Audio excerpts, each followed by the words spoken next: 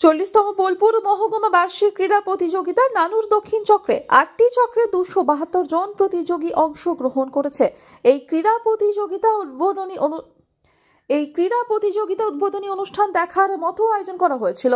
এই উদ্বোধনী অনুষ্ঠানে ছোট ছোট বাচ্চাদের হাতে গল্পের বই তুলে দেন বীরভূম জেলা সভাধিপতি কাজল শেখ, নানুরের বিধায়ক বিধান চন্দ্র মাঝি, নানুরের সমষ্টি উন্নয়ন আধিকারিক সহ অন্যান্য বিশিষ্ট ব্যক্তিগণ।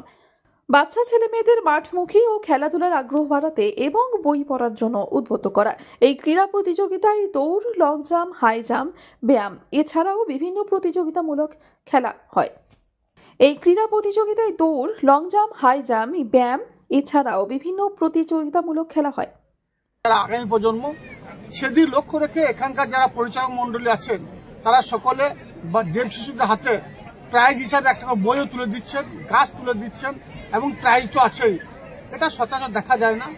এই জন্য এখানকার যারা পরিচালক মন্ডলী তাদেরকে আমি ধন্যবাদ জানাচ্ছি এবং এই খেলাটা সুষ্ঠুভাবে পরিচালনা করার জন্য এখানে বিধায়ক থেকে শুরু করে আমাদের ব্লক সমষ্টি উন্নয়ন আধিকারিক থেকে শুরু করে পঞ্চায়েত সমিতির সকল কর্মাধ্যক্ষ থেকে শুরু করে সকল গ্রাম পঞ্চায়েত প্রধান থেকে শুরু করে উপপ্রধান থেকে শুরু করে সকলে এখানে হাজির হয়েছেন।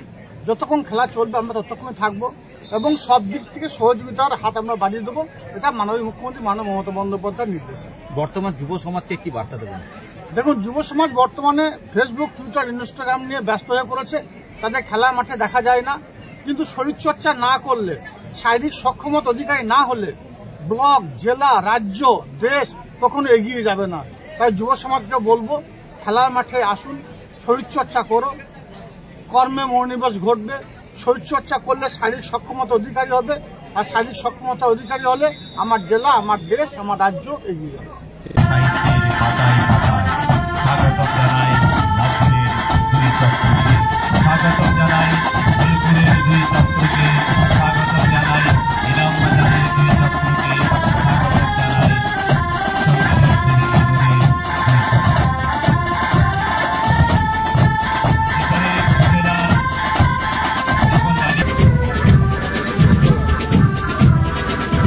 বীরভূম থেকে কাজী আমিরুল ইসলামের রিপোর্ট, আনন্দ বার্তা।